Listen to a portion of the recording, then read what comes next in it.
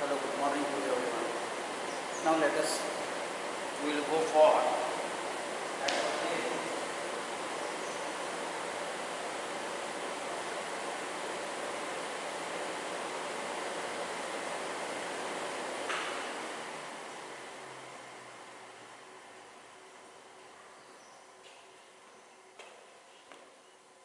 Now we will go for that of the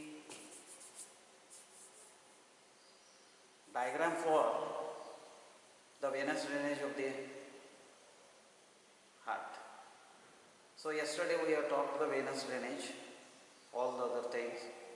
The question comes where that related pictures, related diagrams you can get. So related diagram for the reference, you can go for 6.115A and 6.115B in Gray's Anatomy of 36th, 35th and 37th edition, where he had given a better diagram and as well as the casted specimens for the water venous drainage of the water, that of the heart. This is for your reference, nothing else. Now let us will go to the water lymphatic drainage. Lymphatic drainage of the heart. Now the lymphatic drainage of the heart, it is the one, it is definitely by the water two ways. One is the superficial lymphatic drainage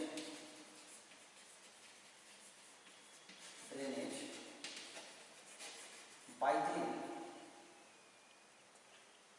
lymph vessels and then going into the water lymph nodes of superficial varieties. Second, it is the deep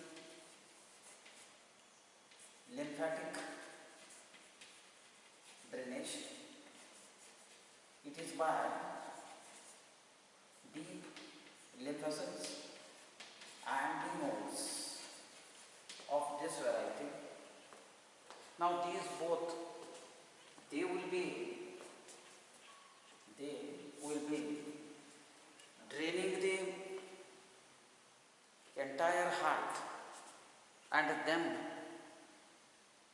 that is entirely heart in the sense the right atrium, left atrium, right ventricle, left ventricle, together their surface and everything. Then it will be draining into or pouring into the mediastinal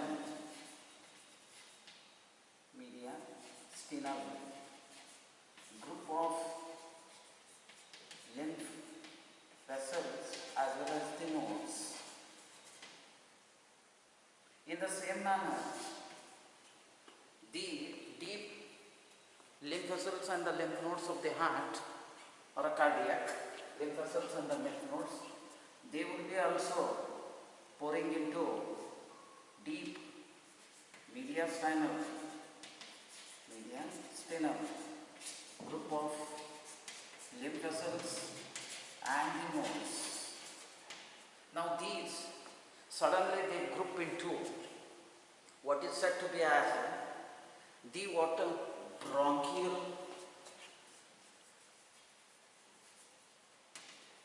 group of lymph vessels and the lymph nodes superficial and deep respectively. Then these will be going into even accumulating the lymph from pulmonary group of lymph vessels and the nodes of both superficial and deep. After this, it will be going into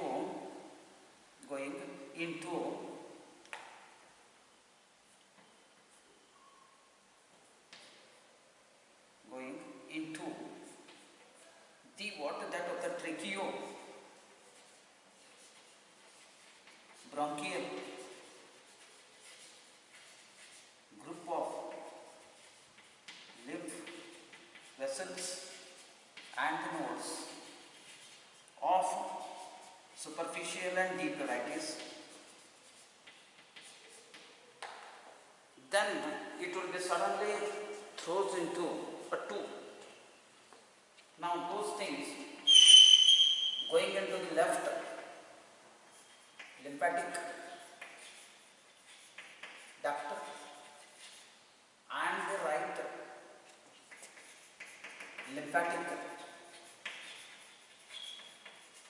trunk.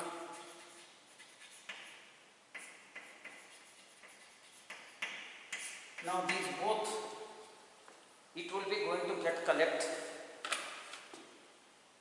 going into the on the right side, it will be goes into the water right lymphatic duct, while on the lymph that which is collecting especially from the water that of the ventricle left and the left atrium and the water intra-atrial and the interventricular septum, so the inner part by the water deep cardiac group of lymph nodes, it will be going to pour into the left lymphatic trunk or a duct that will be going into the water straightway into the water thoracic duct, the right lymphatic duct and the left lymphatic duct, which opens into the left, opens into the thoracic duct, that will be going to get open into internal jugular vein of left and the left subclavian vein, there where it unites, there it thoracic duct comes after getting a lymph from the water lymphatic duct from the heart, while the right lymphatic duct or the lymphatic trunk, which will be going to get open into the right internal jugular vein and what right subclavian vein where they unite, that will be going to pour. So the mixture of lymph which has been drained from the heart will be mixing with the water that of the deoxygenated blood coming from the water internal jugular vein and the water of right and the left, as well as the water right and the left upper limb. The left side, it goes into the water that of the formation of the water left brachiocephalic vein, where which is formed by the union of internal jugular vein of left and the left subclavian vein where unites it, thoracic duct opens, carries the water or throws the lymph which is collected from the left portion of the water that of the heart into that left brachiocephalic vein, while the water that of the, you can say, right lymphatic duct or the right lymphatic trunk which is collecting the deoxygenated blood via this heart, it will be going to pour into the water union between the internal jugular vein of right and the right subclavian vein, then which gives the formation of the water that of the right brachiocephalic vein. These both left and right brachiocephalic vein pours mixed blood, that is by the water lymph as well as the deoxygenated blood into the water superior vena cava, then thereby it pours into the right atrium. So in the right atrium, whatever the blood is there, it is no doubt it is the deoxygenated which is mixed with the lymph, which is the most important part that one has to remember. So this is what the lymphatic drainage. Now after moving the lymphatic drainage, you have to go to the what nerve supply. Nerve supply. Now nerve supply for the heart is by definitely what is said to be as a parasympathetic. Parasympathetic and what sympathetic. Now this parasympathetic and the sympathetic, it is nothing but,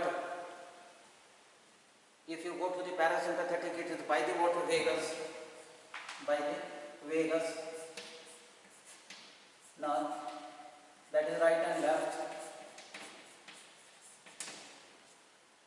that which will be going to join to the what that of the, you can say, spinal, which will be there or joining by the water that of the parasympathetic, that is vagus right and left, earlier to the sympathetic and the what after the sympathetic ganglion for the what spinal nerves.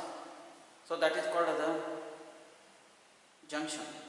Now from soon after joining, it gives the very fine filaments. Those are called as the pre and the post ganglionic fibers. Now these post and the pre and the post ganglionic fibers are also called as the white rami communicants and the grey rami communicants. White rami communicants are a little bit lesser than the grey. Now these things from this after coming out, they will be going to have a what once again branching and then uniting, giving rise to a what fluxes. Now that fluxes is called as a what cardiac fluxes. So cardiac fluxes innervating, cardiac fluxes of nerves innervating this superficial and the what deep cardiac fluxes of nerves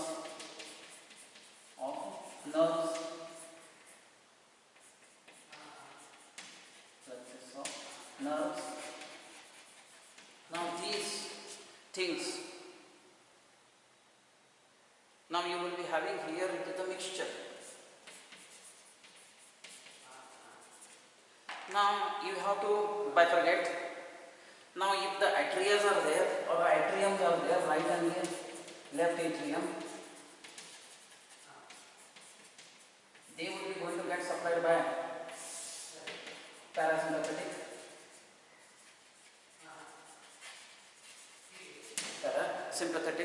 while the water that of the, or you can say sympathetic, it will be going to get supplied to right and the water left ventricle.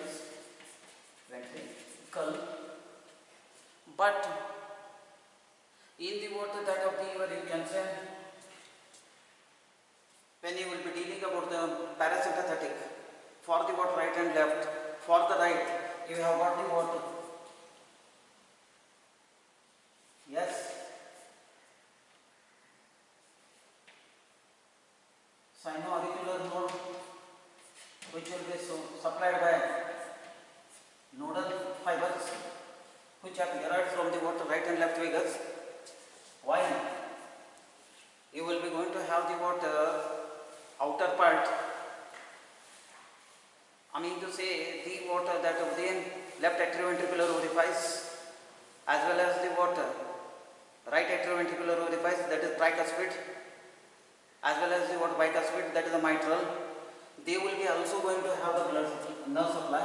Now those nerve supply are the by the water that of the sympathetic, as a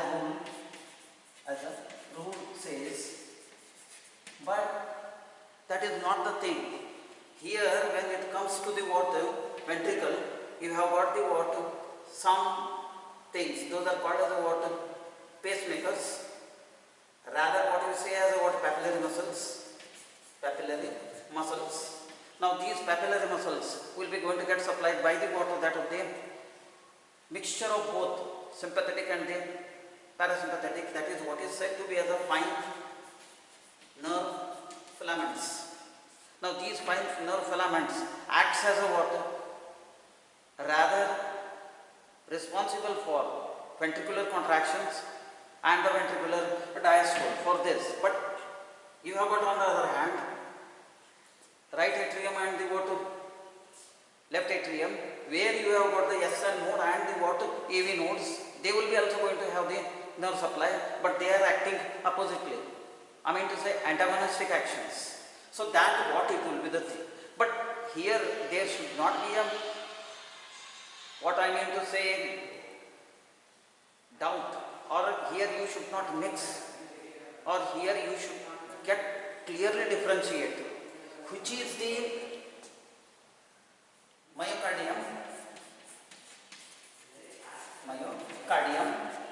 and what is said to be as muscular portion of the heart. So muscular portion of the heart, when you come across, you will be going to have two ways. One is about myocardium, where all that thing will be there, muscles. But coming to the what muscles which are there exactly, those are the what your trabecular carne and the what septomarginal trabecular carne and then papillary muscles. Now in this papillary muscles you have got a Purkinje tissues. So this will be the what responsible for the what that contraction of the what that of the ventricles. But contraction of the what that of the atrium, right and left, it is by the what SN node and the what AV nodes. Those are called as the nodal fibers. So you have to match like this. But at the same time, you have to correlate this thing to the what conducting system of the heart. Conducting system of the heart is a what only this. I mean to say the papillary muscles, Purkinje tissue, and the what septomarginal trabecular carne. So these will be the part, but the rest of the other thing is this one. So you have to understand this when you will be dealing about the conducting system of the heart. So conducting system of a heart, it is a totally responsible for the rhythmic contractions. Okay, but at the same time, the nerve supply for the what heart is associating with the what conducting system of the heart. So this is what you have to know. Now after knowing this, you have to go to the what applied anatomy. Applied anatomy. Applied anatomy of the heart, it may be dividing into what many. Increasing in the size of the heart is called as what hypertrophy of the heart. Hypertrophy of the heart. Okay. This is the one. Second, you will be having right ventricular hypertrophy, left ventricular hypertrophy,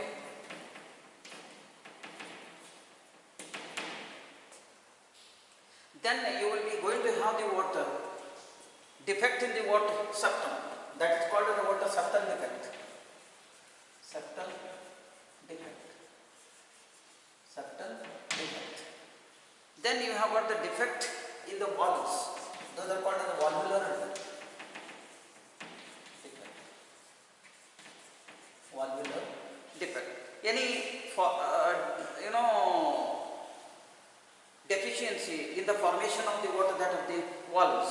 That valves are the what tricuspid valve or bicuspid valve or the relative names for that.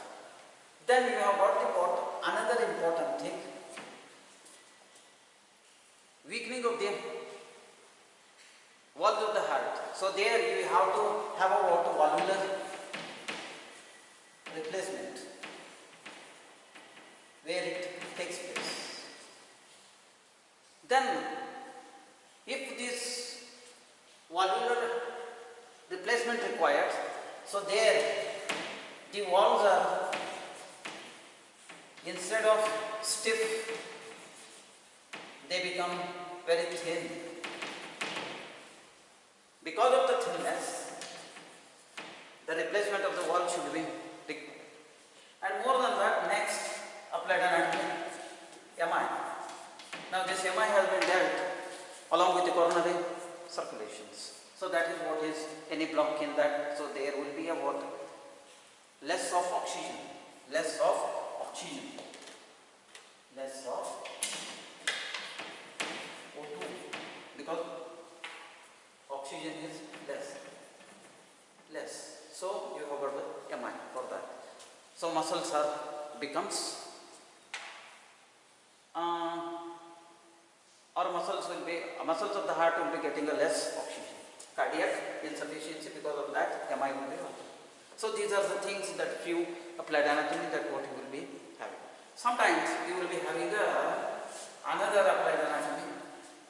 Heart will be there usually in the left part of the thorax, in the middle mediastinum, which is more tilted towards left rather than the right portion of the thorax.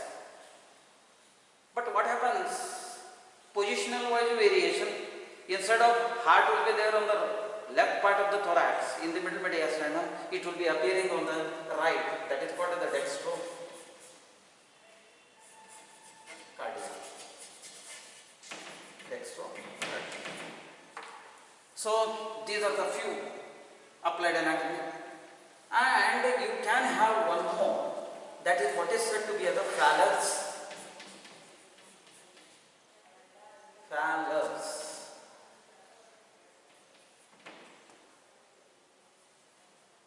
Phallus tetralogy.